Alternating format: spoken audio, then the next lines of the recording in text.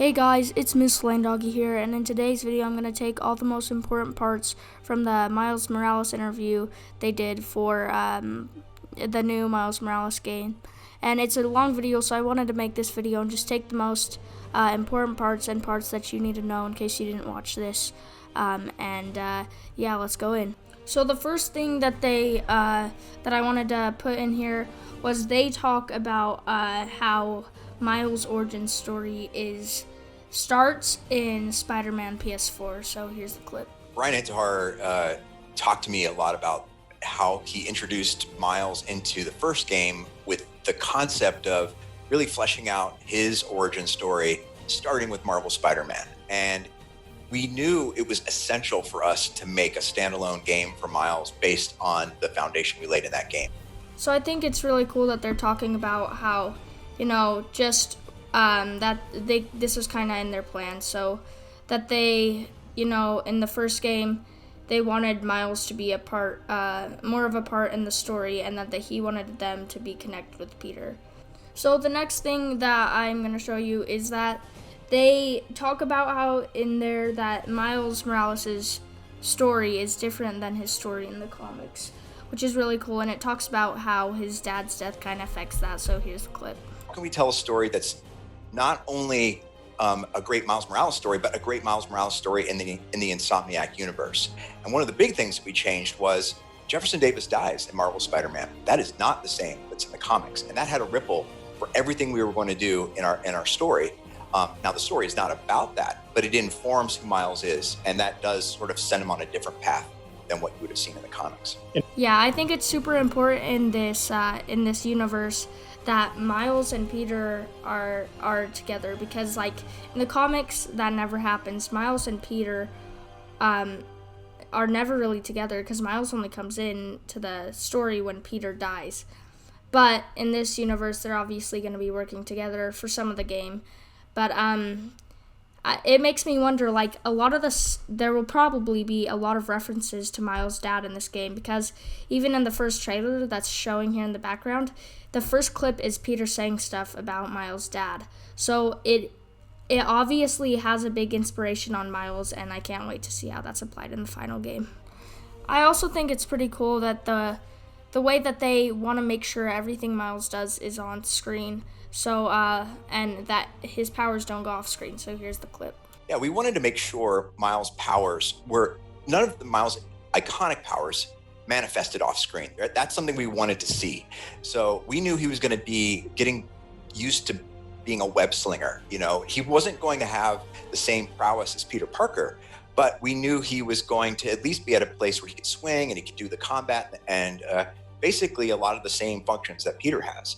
So obviously those are all good things, but this next clip I'm going to show you, I think, is probably the most important clip, story-wise at least, because it gives us a hint of, where is Peter in this story? Because it would be cool with Peter helping Miles all the time, but then it wouldn't really make it Miles' story.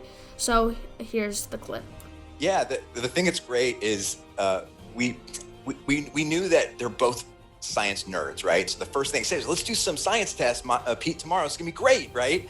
And Pete's like, I got something to tell you, right? And then he drops some news on Miles that he is going to join MJ in Symkaria for a couple of weeks, and he's going to dust off his photo skills and be her sidekick photographer for these peace talks.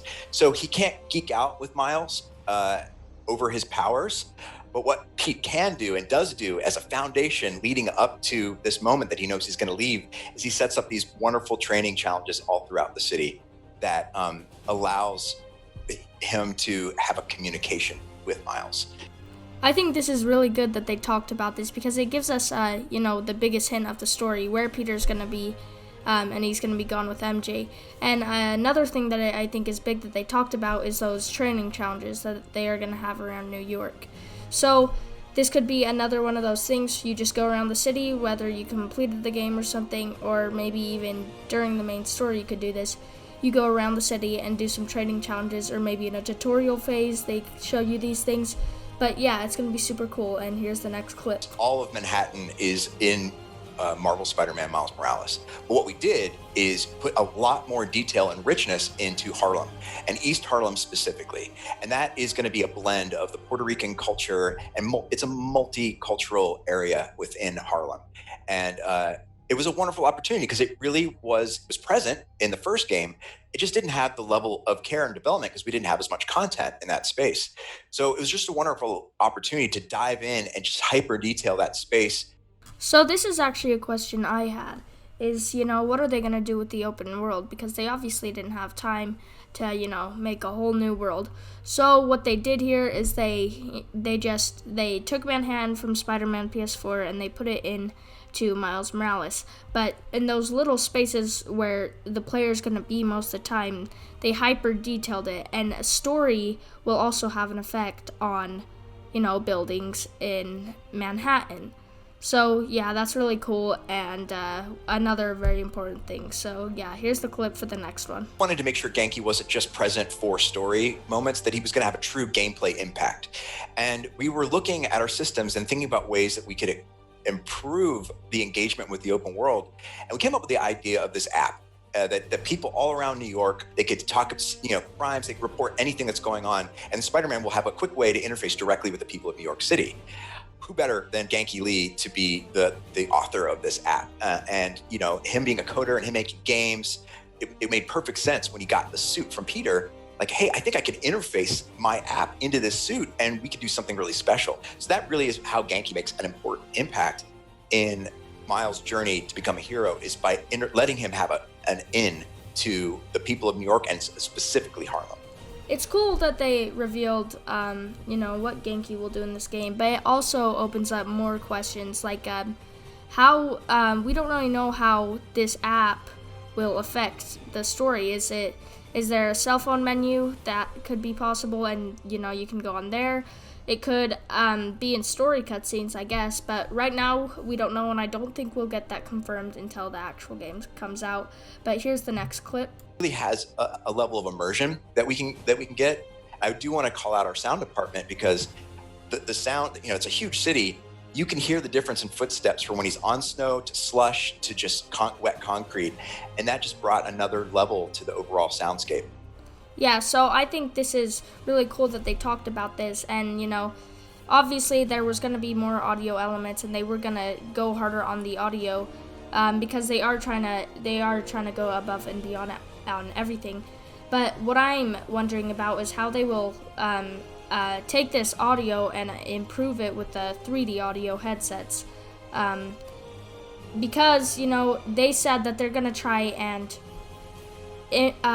use and take all that power and all the new improvements from the PlayStation 5, and they are going to put that in this game to really show all those features.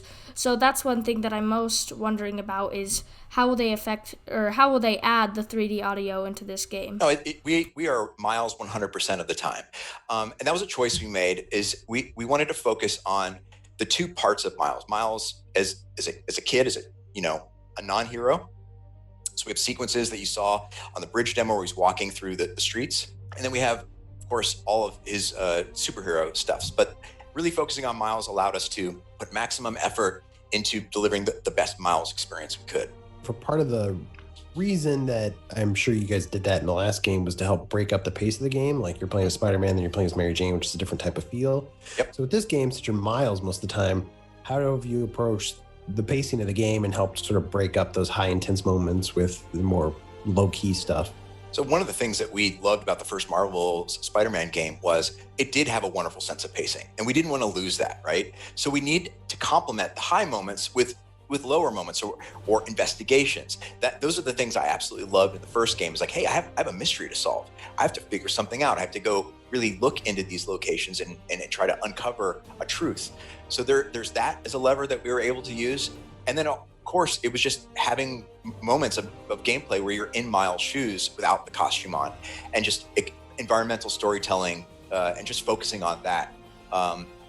Miles getting to know his neighborhood was essential. And the thing that's wonderful in this game is, for people who've never been to New York or never seen Harlem, as Miles is getting to know Harlem, they're getting to know Harlem. So you have that player, protagonist parity that we think is really kind of magical. So this is really good news because I think one of the biggest flaws of Spider-Man PS4 was those annoying, MJ missions where you would just go around looking for stuff, but you couldn't do anything.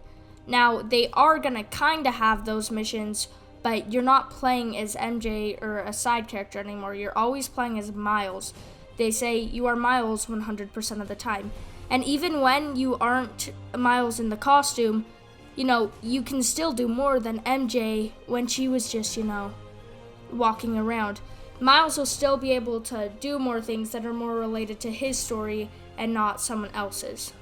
So I didn't actually record a clip for this one because the clip they talked about was really long, but basically he talks about the plot and what's actually happening. So Miles' mom is running for city council because Roxxon has moved in with this generator. And the generator is supposed to, submit or make clean energy, but, the people of Harlem are not liking that. So Miles' mom wants to obviously stop that. And another bad thing of Roxxon is they are patrolling the city and not really letting, the people do what they want. So, but the Roxxon's villains aren't just the people, it's the underground. They do not like Roxxon either. And they're taking that energy from Roxxon for some reason. But basically that's the plot. So there's not only one villain, but there's two villains.